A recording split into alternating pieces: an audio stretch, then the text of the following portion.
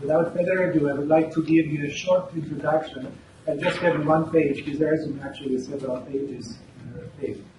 But let me just say that Dr. Chris Bronk holds a bachelor's degree from the University of Wisconsin-Madison and a PhD from the Maxwell School of Syracuse University. And then he got additional studies in international relations at Oxford University.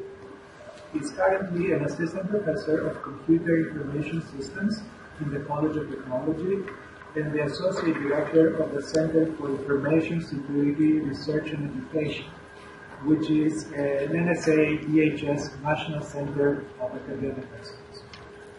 He also holds adjunct appointments in the Department of Computer Science at Rice University and the Mount School of Global Affairs at the University of Toronto.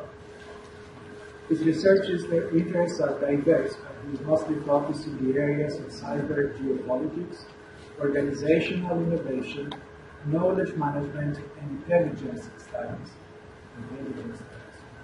Prior to arriving to U of H, Dr. Bronk was the Fellow for Information Technology Policy at the BTI Institute at Rice University, and before that, he worked as a software developer in a technology startup and as a foreign service officer at the U.S. State Department's Office of E-Diplomacy. Dr. Bronk has published widely in the areas of cybersecurity, broadband and Wi-Fi policy, IT energy consumption, intelligence and information sharing, and computer security in the energy industry. Dr. Bronk has provided commentary and opinion for a variety of news outlets, including the New York Times, Foreign Policy, Der Spiegel, Scientific American, the Wall Street Journal, CNN, BBC, and our own the Houston Chronicle. The list goes on and on, but I would like to do it shortly. So please join me in welcoming Dr. Chris Bronk.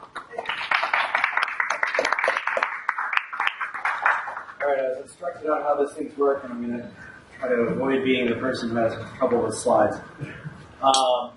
So one thing that isn't on my bio that BTI is probably aware of is 2001, I received an offer to leave academia and go into government. I became an officer of the Department of State. And after spending some time in Korea, which I found very interesting, I found the Korean language utterly impossible for me to learn, I decided to shoot for something easier, and I said I will go anywhere in the world if I can learn Spanish. I was a Spanish teacher. It seems like the right thing to do. It's a fairly manageable language. And someone in HR had a sense of humor, and of all the places in the world where Spanish is spoken, mostly here in the Western Hemisphere, but not entirely, they decided to send me to Tijuana, Mexico. And I spent 2 years, 2002 to 2004, something like that, managing the relationship between DHS and Mexico on the southern border. So I hold my tongue on this topic now. I'm still trying to forget my time in Tijuana rather than remember it. It's kind of a hard place. But on occasion, that's meant that the BTI folks have reached out and said, "What do you think of this?" My first answer is usually, "Well, it's been a long time." So, Taking notes for the next time I introduce you. Yeah, just keep it a secret, please. Although it's going to be webcast. What I do now is primarily cybersecurity. I also am very interested in how we can use computing technology in the area of public policy. One of the new research areas that I am interested in is the social technical ramifications of artificial intelligence and machine learning in society. Keenly looking at China and how they're doing that and comparing it with what we're doing here. It's, of course, very different. But today, I'm talking about a topic that I've been working on for the past year or so on a research project, and that is critical infrastructure. So rather than dive into the arcana of what I've been writing about, I'm going to give kind of an overview, but I'm going to start with some prognostication about the future. Because our views of the future are always right. Now, people who've taken a class with me probably have seen this picture before. And this is a picture from the RAND Corporation that they published in the late 1950s, early 1960s, I think, of what a home computer would look like in 2004. So, you know, and it's very similar to what we have at home. It's got a speaker and a monitor, and it's got a keyboard and a printer and a steering wheel. And a gauge package, which some of you gamer PC folks are really into. But the idea was, you know, looking forward several decades, understanding what computing would be is hard. Looking backward, is there infrastructure in our county, in our city, in our state that was built around 1960? Were there computers connected to families, you know, around 1980? Yes. And now those computers are interconnected with things. So I'm going to start out with talking about a hack. So this is the control room at a electric power utility in Ukraine. So it looks a little bit like the RAND Corporation view. But this is where your power comes from. We have a power systems group at the college. They understand this stuff backwards and forwards. I just understand that if a power system is tampered with digitally, there may be ramifications in the real world. Managing the grid is something we used to do entirely manually, but metering has changed. You know, as part of the stimulus funding in 2009, 2010, we all got electronic meters on our houses in Harris County. This communicates to a back end at our distribution utility, which is CenterPoint. And it's a complex machine that we've created. And because it is now digitized, it has an attack surface. What's an attack surface? That's the area of vulnerability on a system that someone can tamper with it. Because if we start using open protocols for communicating data from point A to point B, where we have problems is when those linkages are not entirely trustworthy or trusted. So these linkages can be broken. Which moves us to 2015. So December 2015, Ukraine. So is Ukraine an entirely peaceful place at the moment? No, it's not. It may not be entirely at war, but this morning when I was reading my email of different news stories, and I read it every day, several emails coming in, they say all these things. You know, I read about a new cyber attack coming out of the Luhansk region, which is a part of Ukraine that's occupied by sympathizers or nationals affiliated with Russia. Not necessarily Russians per se, but Russian Ukrainians. The east side of Ukraine is heavily populated by Russians. Ethnic Russians who consider themselves more aligned to Moscow and Kiev. And what happened is, and this was during Russia and Ukraine were negotiating, even in a state of conflict, they were negotiating over things like the flow of gas across the Ukrainian state. So Russia produces an enormous amount of natural gas. Where does it go? Where's Russia's gas? Europe. Russia is the fuel supplier that keeps Europe warm in the winter. This is something that's been going on since the 1970s, these pipelines that have spanned the European continent.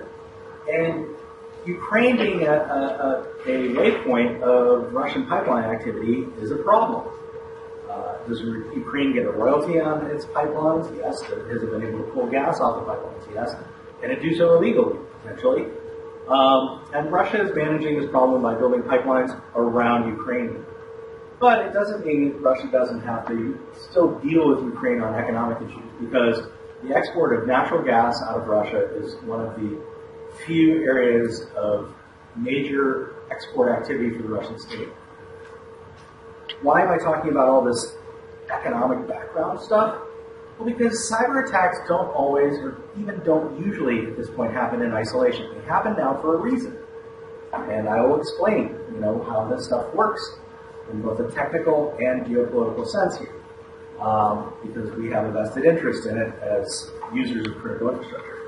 Essentially what happened is, Christmas time, 2015, a cyber attack was launched against several power utilities in areas of Ukraine that were not sympathetic to Russia. Ukraine has kind of a divided network. It's not just all one company. Companies in different regions that kind of stood up, using the old Soviet infrastructure. And some of that infrastructure was upgraded, which made it internet connected, and some of it wasn't. What happened is a multifaceted attack. The attackers used software that attacks regular old Windows computers to gain entry into power companies. Anyone who's sat through my Anatomy of a Hack lecture knows everything else that happened shortly. Once they were in, what did they do?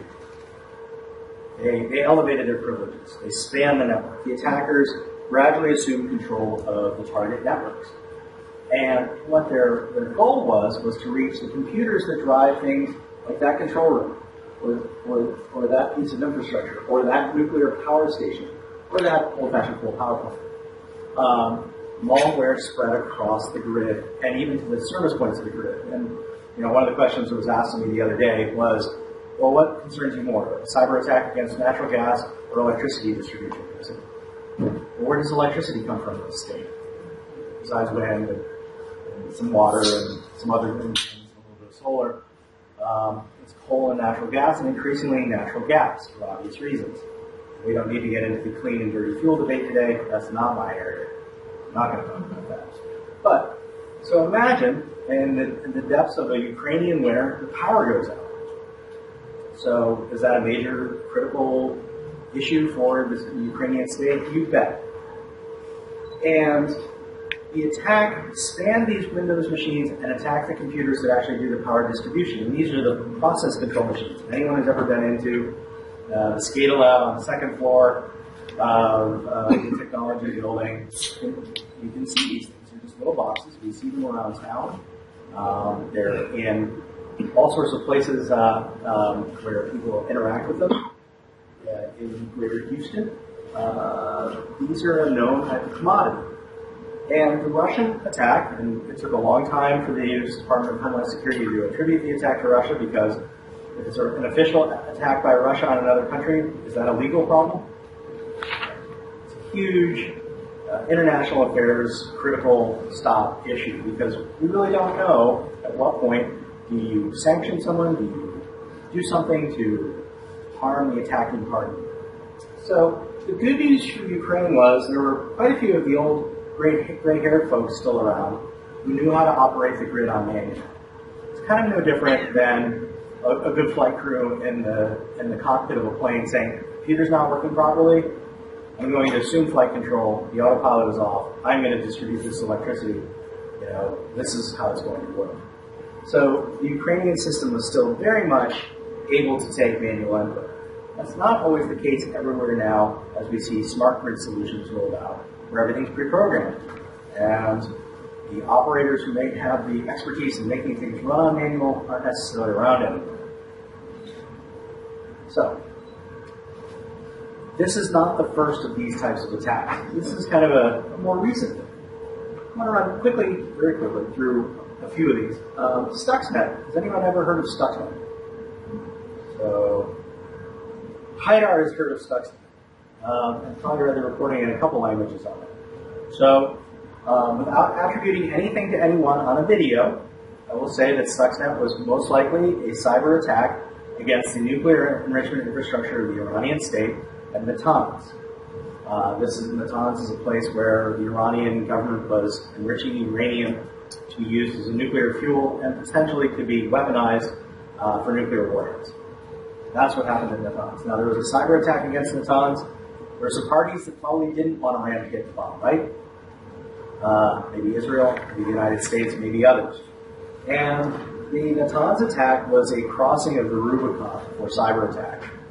Before this, we worried about data breaches, we worried about cyber espionage, we worried about the billions of dollars of intellectual property that's been stolen by cyber espionage.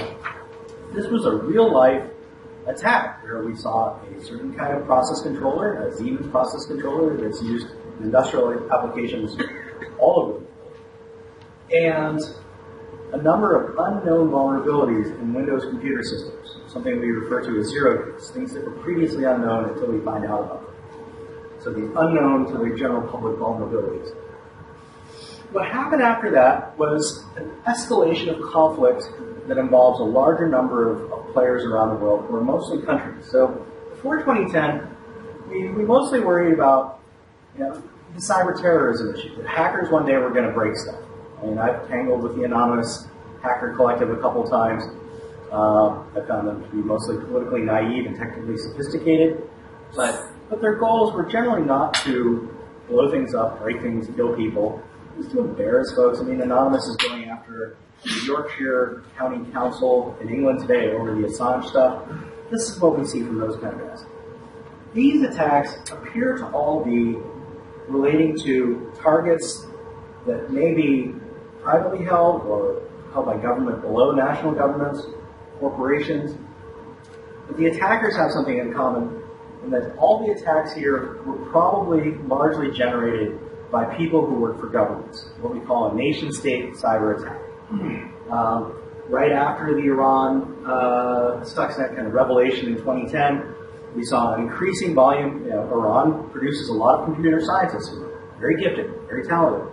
Can they be used to create cyber campaigns against targets elsewhere? Of course.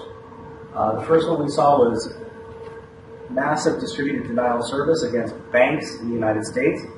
This was probably in response, Iran was under sanctions at that point, where Iran couldn't be digitally plugged into the global banking system using the protocols and rules of SWIFT, which is the banking clearinghouse system for the world, basically. Banks suddenly had a harder time doing business online. I mean, what happens when you can't log into your bank website? Can you pay a bill? No, you can't. It didn't get to the level of ATMs breaking or credit card transactions not working, but it made business much harder for banks. The banks stood up and took notice, and now the largest banks in the United States, JP Morgan Chase, Citibank, Bank of America, all have cyber operations that spend about $500 million with a B dollars a year on security, because banks know they're digital, they are in the business of not putting cash on the table anymore. They're in the business of doing transactions, industry and for individuals. And this made business harder for U.S. banks. Now, it was countered. Things settled down. A couple years later, the following year, Saudi Aramco was hacked. 35,000 machines in Saudi Aramco were knocked offline for a period of about 2 weeks. And this kind of hack, where something goes onto a network, in the Saudi Aramco hack case, it was a piece of malicious software that hopped from computer to computer all over Saudi Aramco and deleted all the data on 35,000 machines. This is something that will destroy a company. Not Saudi Aramco, because they got a lot of extra money. And basically, Saudi Aramco's response was to call all the computer distributors in the world and say, we need 35,000 fresh computers, when can we have them? And that's what they did. They junked all their old infrastructure and built a new infrastructure in place because unlimited money. The Rybrook Dam attack, small dam. I grew up in the shadow of Rybrook. I mean, in Rye, so right down the street. I know this thing. It's not very big, but dams have control systems. What happens if a control system on a dam goes sideways? Well, if it's just holding back water, that's a problem. If it's using water to create electricity, that's a bigger problem. The Rybrook Dam was not a hydroelectric dam, but when its operators gave it instructions to open and release pressure, it didn't work. And that was frightening. There were a series of attacks on the SWIFT banking system, ostensibly by North Korea. North Korea pulled off something that never, ever has been something we thought about, except for maybe in the movies, which is robbing the U.S. Federal Reserve. You don't do a bank robbery at the Fed. It's a monetary policy institution. It's not a bank.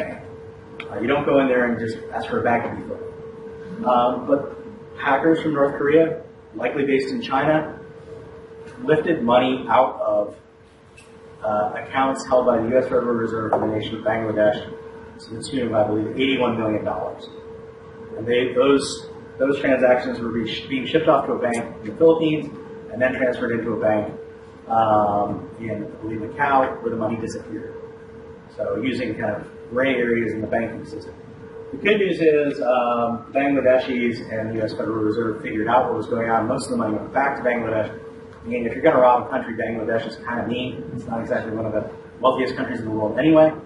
But North Korea is actively engaged in cybercrime that brings North Korea money. Why? Because North Korea is under serious sanctions that don't allow hard currency to enter the country. And does North Korea like hard currency? Yes. In the last couple of years, we've had a epidemic spike in what's called ransomware.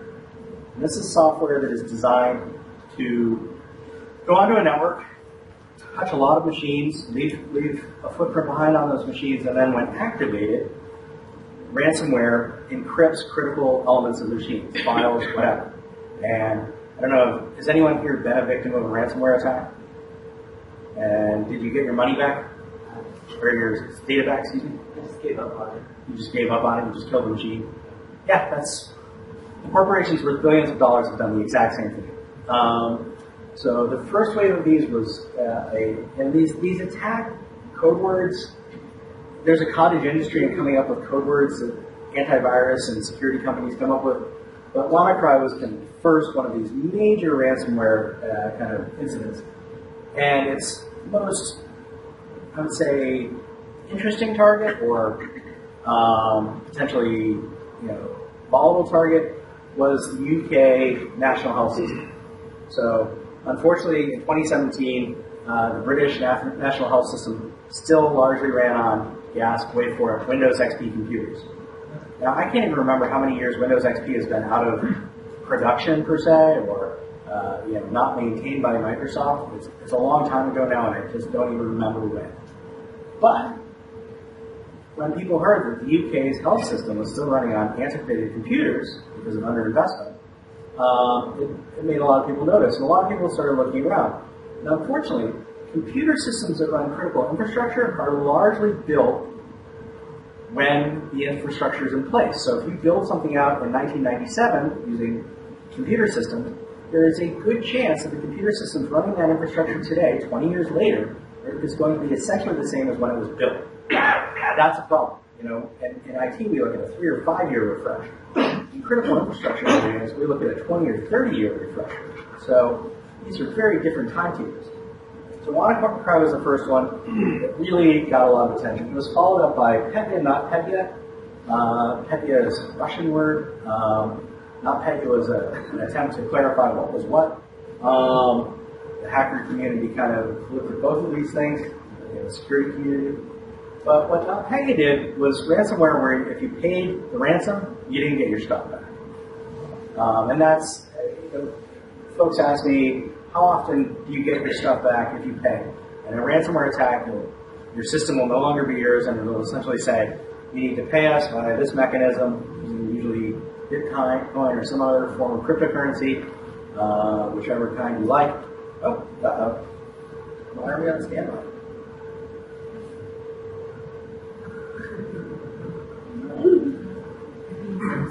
Yeah, this is not going to go into. Does somebody have? I've talked enough. Everyone should leave now. All right, so let me finish up on NotPetya. So NotPetya broke networks in corporations. Okay. That's it. Okay. Okay, got it. I will move a slide every 3 to 5 minutes from now on. That is my public. Muller-Maersk, the data shipping concern, replaced all of its computer infrastructure in about 2 weeks. DLA Piper, one of the largest international law firms, was savaged by the NotPetya malware. DLA Piper is not an infrastructure provider, it's a law firm. It deals with a lot of legal contracts in the infrastructure space. And then DHL, the German delivery firm, was also targeted. Were they intended? Well, no. We've seen cases where ransomware hits a company and they'll be hit up for $500. It's like, okay, you're hitting one of the Fortune 500 here. They can afford more. You haven't done your reconnaissance. But essentially with NotPetya, it was a spillover. NotPetya was something designed to delete systems, information, mostly in Ukraine and other areas in the Russian kind of sphere in Eastern Europe.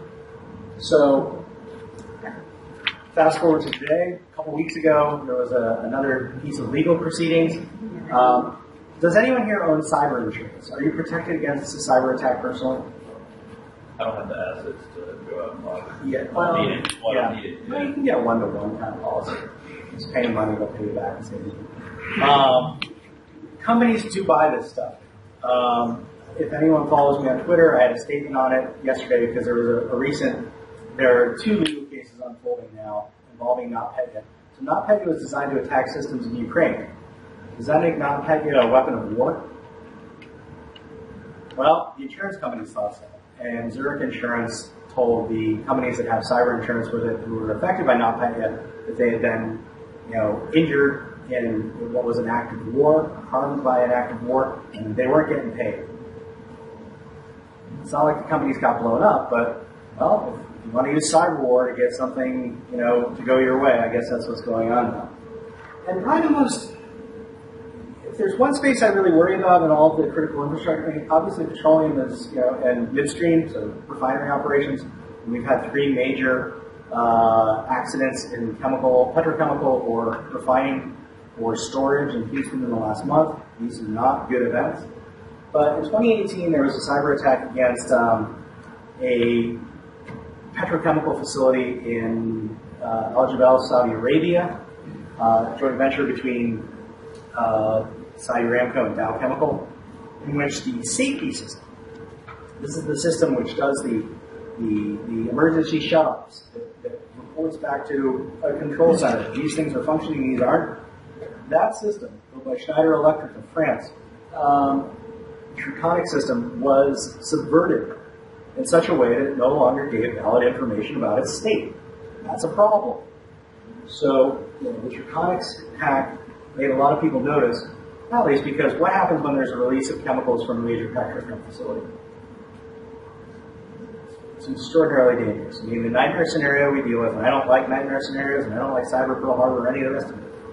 But, another Bhopal event anywhere on the planet would be bad. And we have to think about these problems being of cyber cause now in a way that we didn't used to. Okay, so what's critical infrastructure? This goes back to the 1990s, the Clinton administration. I think a lot of defense folks were bored the Cold War was over. And the Clinton administration started looking at the area of critical infrastructure. I'm not going to bore you with a lot of history. You can go read these things. These are bland, boring presidential directives that were, aimed at the critical infrastructure problem. Fast forward to today, we have the Department of Homeland Security, which didn't exist when these initial pieces of policy were enacted, presiding over 16 sectors. Quick definition of critical infrastructure. I think we all know what critical infrastructure is, right? We know it when it's not there. When power goes out, when the water stops flowing, when the supermarkets are empty, when planes can't take off the land. We understand these events pretty well. Today, the Department of Homeland Security has broken things down into 16 areas. Chemicals is still a serious focus. Dams is its own thing. Communications and IT are kind of fuzzy. How different is Verizon than Apple today? It's a good question. Transportation systems is everything from shipping to trucks. Government facilities now includes elections, which is a major issue, of course.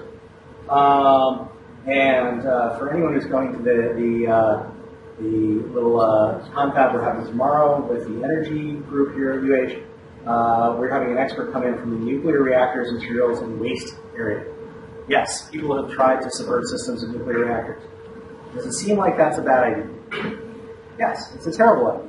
Causing a nuclear meltdown by cyber moves would be horrible. Could it happen? Possibly. So, the good news is the government is on. CISA, who Bobby and I met, their chief a couple weeks ago in Washington, D.C., is the Department of Homeland Security's Cyber and Infrastructure Security Agency, cyber and infrastructure, which means they cover cyber infrastructure. This is a critical public policy issue because, CenterPoint's a big electric company, right? Now, if you live in a rural area in West Texas, CenterPoint doesn't give you your electricity. A rural power authority probably does. It might have 500 customers. How are they protected? And how do they manage these problems? This is something that the legislator worked with us a couple years ago on. Bobby, how many billets were empty at CISA? Do you remember? Many. Their assistant secretary said to me 560 open jobs. So not 25 people, not 50 people. They have to staff an entire agency with cyber experts. Those experts don't exist. And unfortunately, they don't usually want to work for government salary. Now, it's good that CISA is out there. It's good the Department of Homeland Security has finally, I think, elevated this issue to a point where it's its own agency. It's something that has its identity. It's not just some function buried deep down inside DHS. Now here's the other part.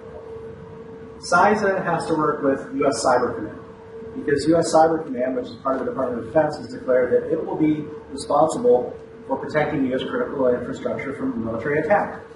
85% of critical infrastructure is owned in the private sector. So if there's a cyber attack, does that mean the Marines show up at your company? We haven't seen it yet. Could it happen? Yes. If you're bringing Cyber Command along, well, the person who's in charge of Cyber Command is also in charge of another agency. What is it? The National Security Agency, which is the United States government's signals intelligence agency, which is now an intelligence service that's responsible for collecting data, terrorist attacks, potential terrorist attacks, or espionage undertaken by adversaries to the United States. It's a straight-up intelligence service. And Cyber Command and the NSA are commanded by the same person, and they are working with CISA on the critical infrastructure problem. Which means that if there's an intelligence agency involved, you have to have the U.S. Office of the Director of National Intelligence involved. And that person, Senator Coates, has their own cyber agency underneath their org chart that they have to be in. And whenever anything illegal happens, you have to call the FBI. But when you want to do a prosecution, you have to call the Department of Justice. The FBI has to work with them. And just in the business of making sure that things are up to snuff and properly operating, you have other sector coordinators that are involved. The Department of Commerce, because infrastructure is infrastructure commercial activity. Yes, I mean, I pay my power bill too. The Department of Commerce has a whole operation run at the National Institute of Standards and Technology on security that is pushed out to companies that CISA is designed to protect. In addition to that, they also oversee a lot of the commercial activity that was the making of the internet. Because we worry about energy attacks, the Department of Energy is involved. Cyber attacks against the energy infrastructure, whether it's pumping of oil or transshipment of gas. Oh wait, that's not right. We'll get to that in a second. The Department of Energy has to do it. And then this banking stuff, you've got the Treasury Department. They have to be involved. And the Secret Service used to have a cyber wing under Treasury, but when Treasury got the Secret Service moved to DHS, that went away. So there have been reorganizations in this process year after year now for almost 20 years. And then finally the Department of Transportation is involved because moving gas to a power plant is not the responsibility of the U.S. Department of Energy as far as oversight. It's the Department of Transportation because you're transporting the gas, you're not burning it or making it or refining it. So this is the kind of policy space in which all this stuff has to come from.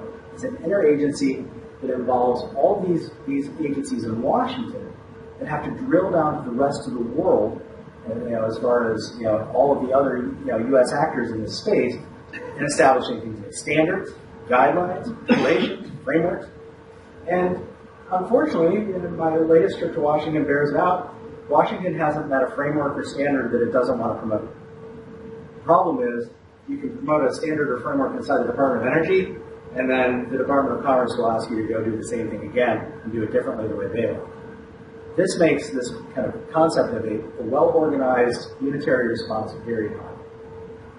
Okay. So 80 to 85% of the government is involved in infrastructure. This is the policy prescription part of what should we do. And this is where, as academics, we start looking for research areas. One of the things that I've gotten involved in my career over the last couple of decades is information sharing. Information sounds good, right? Sharing it sounds good. Does the government share information well? Is classified information something that moves freely around the world? Well, thanks to Julian Assange, you may be. But the point is that information sharing is incredibly hard to do. Do companies want to give the U.S. government data about their operations? No, of course they do. They don't want to be open to potential, like I said, there's a map up there. If a company shares information with DHS and then the Department of Justice sees that there's something not right, it comes from that information sharing, can that hurt a company? Yes, they don't want to do this. They don't want to get caught up in it. So information sharing of indicators has been one of the paramount issues. Vulnerability assessments. This is something that companies don't really have time to do. The smaller ones don't have the money to do. And in infrastructure, here's the real issue. If I want to scan my computer for viruses, does that affect my computer? Yeah, it slows it down. Does my computer still work? Can I still do email while my computer is being virus checked? Can I scan the computers at ExxonMobil's refinery in Baytown while it's making petroleum products? No. If I monkey with computers that are involved in this kind of activity in any way, shape, or form, when they're operating, I can send that computer into an operational state that could in some way affect the operation of the facility and cause it to have an emergency shutdown. And we had a lot of emergency shutdowns during Harvey. They produce a lot of ancillary effects that we don't like to think about, but are real, which include release of material into the atmosphere. So vulnerability assessments are hard. You have to go in at the right time and say, okay, we know you're fixing part of your plant. We're also going to look at the cyber side now. And when your plant is fixed, we have to leave. So we're on a deadline right now. Tools and resources. One of the great things the government can do is spend money on making tools. How many people here use Tor, the onion router? Nobody here uses Tor? Nobody? Okay, Denise uses Tor. Each other. So Tor is an anonymization platform. It was created not by Google, not by the Apache Foundation, which now manages it. No, it was created by the Office of Naval Research because the Navy wanted to know that it could look at websites around the web and not have trace back to it that they were looking at websites. I know that probably indicates that the Navy has a porn problem. That's not the case. It was an intelligence problem. That project then scaled up to involve the U.S. Department of State, which is where I got involved with it. And the idea was that people in countries where the government doesn't necessarily approve of all online activity could have an out. There could be a way for people to look at the web without it being monitored by their governments. That continues today mostly with industry support. But the government builds these tools, and they're usable. They're available, they're usable, they're gettable. The NSA just released a new vulnerability assessment tool last month. It's out there, you can use this stuff. Providing training. The U.S. federal government loves to train people, especially state and local people, on cybersecurity. The problem is we don't have enough people locally in the different states to do this. And all too often we get a phone call that says, there's training, it's available, you just have to get on a plane and go to Washington, D.C. And then sector partnerships. This is probably the hardest thing. The hardest, information sharing sounds good and it's hard to do. Public-private partnerships sound great, right? You can get the public involved with industry on working on problems. It's wonderful. It's wonderful when it happens. It's also incredibly hard to do. If I bring 3 oil companies in here to talk about a cyber problem, the first thing that they're going to mention is, well, if Shell, Exxon, and Chevron are all talking, we have a potential antitrust problem. Because those 3 companies could be colluding in some way to influence energy markets. So just getting people around the table is hard. In the 1990s, the Clinton folks also created a mechanism for something called ISACs. It's an Information Sharing and Analysis Center. In Houston a few years ago, we created one. I held a bunch of meetings, and today there's a freestanding analysis center that serves the oil and gas industry in Houston, run by a former FBI agent. It's a clearinghouse. These companies can say, you think we're getting hit by X, and we need to know how to deal with it. Does anyone have any idea if this is going on? This is something that goes on today. There's also a government component to this, but the real problem is when government has juicy, important information, can it share it with the rest of the world quickly and easily? And setting aside the president's tweets, no. There are strongly enforced protocols that people like the president don't have to necessarily adhere to because they do make important policy decisions on their own. But for the bureaucrats who man positions in DHS and elsewhere, sharing information with the general public is something that they can get fired for or go to jail for. So this sharing is very hard to do. Okay, so threat intelligence. Can't go through any of this. Threat intelligence is a huge business. And I will say that the government is failing at this because there's a huge business in threat intelligence. Major corporations do not just interact with the U.S. government on getting the intelligence they need. They interact with corporations like FireEye, CrowdStrike, others that do nothing but create reporting and analysis on cyber threats as they emerge. These companies are the bedrock of threat intelligence, not the U.S. government. So this is the intelligence cycle, and what we're seeing is the problem is the government has lots of folks that can see things and they can make sense of things, but they may not be able to share things. Why? Well, it's something we refer to as the security equities problem. The security equities problem is very simple. Does the United States benefit from knowing about vulnerabilities on critical infrastructure elsewhere in the world? Yes. Does it stockpile vulnerability information? Yes. Does it buy vulnerability information, even using clandestine sources by doing things like paying people off? Yes, that happens. I'm pretty sure of it. Some of the threat intelligence companies do some similar things. This is a real thing. The problem is that getting all this information to the right place at the right time to do the right thing is incredibly complex. And oftentimes, there's so much information that even if it's well shared, getting through all of it and understanding it and making sense of it as a recipient is hard.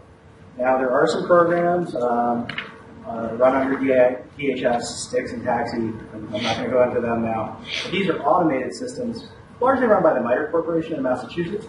They pick out data to your network that say, okay, here's a bad thing. You should be aware. Okay.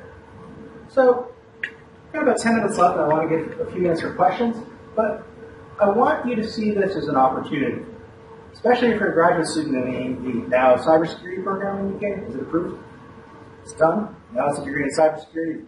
You're all going to make more money. We live in a critical infrastructure megalopolis. We have, of course, oil and gas. We have midstream operations here on the Gulf Coast that dwarf anything else in the United States. Because of oil and gas, we also have kind of the co-integrated vertical of petrochem. That's a photograph of the Air Liquide plant down in Freeport. I'm glad it's in Freeport. It's far away from most people. Air Liquide builds chemical products that are dangerous to public health if they're released. We have the port. I sat through a briefing on ports of the 21st century. I'm like, we're already there. But the idea that human beings are going to offload cargo ships and put cargo containers on trucks driven by human beings in 20 years is probably not a thing. This is all activity that is becoming increasingly automated. Oh, and these ships that carry the containers, cargo ship crews are now what, under 20 people? Someone explained to me they hope to get the crew size down to the point where there are as many people involved in the operation of the ship as feeding and doing the laundry for the crew. So, crews of a half dozen people could be coming. Another story, in the last few days, it's made the news again. How do ships get around the ocean these days? Do people go out on the wing of the bridge with the sextant and plot it among the stars? Drive the boat that way? No, they don't. They use GPS. Well, there are technologies now that spoof GPS systems. Russia has invested mightily in this because how does the United States guide bombs on the targets? GPS. How can Russia make life more difficult for its rivals? That's with monkey with GPS and tell ships they're in the wrong places. This is now a problem. This was something that was raised after multiple U.S. Navy collisions last year. Was someone monkeying with the software that helped the Navy navigate its ships? The answer was no, but it was a plausible hypothesis. So we have that issue. We also have two major airports. cyber issues in aviation continue to be something that's understudied. A friend of mine said, do you think the Google guys would let us look at, the Google guys 767 and the flight control system and look for vulnerabilities in it? I said, no. He said, why? I said, because Boeing would sue Google. Aviation software is a problem area. We're seeing that now. The 737 MAX problem had global reverberations. The good news is 737 MAX was a software error. It was not something that was exploited by an outside party. And then we've got the medical center. And this is an area, quite frankly, that there's been almost no attention paid. Medical devices, which are part of critical infrastructure for delivering medicine, are, in my opinion, a completely untouched area for cybersecurity vulnerabilities. And the problem is that, when these new devices are rolled out into hospitals, and they can be rolled out into your house as well. I mean, one of the telemedicine areas is having sensors in your home to deal with your chronic health issue. So if the hospital knows, oh, you're nosediving on your chronic illness, we better do an intervention. The problem is these devices never had security designed in mind. I don't know if there was any correlation between Dick Cheney getting a new heart and his electronic heart pump being removed, but there were vulnerabilities found in implants that go in human beings. So this is a problem. This is another area of cybersecurity interest that we can do. And then pipelines. Pipeline breaks have happened. The company in Dallas makes a clearinghouse software that says, I'm company A, I want to buy X amount of gas, and I want it delivered on this day. That whole system was compromised by unattributed foreign actor. And so the pipeline industry now has a real interest in not only the computing that makes the actual liquid or gas move through the pipe, but also all of the buy and sell puts that are tied to those liquids and gases moving through the pipe. And then, perhaps most importantly, you have the entirely automated world's largest car wash at the Buc-ee's in Katy, which could be hacked. And I'm not suggesting that anyone tried to do that today, but I am telling you that this is yet another piece of infrastructure run entirely by computer that can be subverted electronically. Now, if this happens in the next week and I have to go to jail, it wasn't me. I sometimes feel like that. Oh, that was a good idea. That's a good target. We should do that for like a senior research thing. Inspect the car wash. So this is the space we occupy. There are plenty of opportunities in fixing this stuff. There are lots of jobs here. The pitch to the students who are already in our master's program now, they're figuring out right now, job X or Y in the field. And really it comes down to, is job X going to do my immigration paperwork? Are they going to give me a good signing bonus? Are they going to move me to a place I like? Can my spouse find a job there too? These are the issues that with cybersecurity as a workforce that we seek. We have a grossly producing educational establishment in the United States for producing these people. And unfortunately, the government efforts, if you want a free degree in cybersecurity, you can have one. The bad news is you have to work for the U.S. government. And if you're not an American, can you work for the U.S. government? You can work for a contractor who works for the U.S. government, but that's different. So that, in a nutshell, is the cyber infrastructure problem that I wanted to kind of lay out to an audience that I knew would be some people in the program who've learned all this crap before, and people who don't know a thing about it. So this is kind of a 50,000-foot view of where the problems lie, and there are discrete problems underneath us all over the place. My next one is a standard for security interoperability for maritime cargo operations. I'm going to a meeting in early May down at A&M Galveston where we're going to talk about this, because A&M Galveston is uniquely positioned to create a standard for this. And basically, we aren't speaking the same language in that space and many others. So with that, I'm happy to open it up to questions, and if anyone hasn't got pizza, you should get some pizza.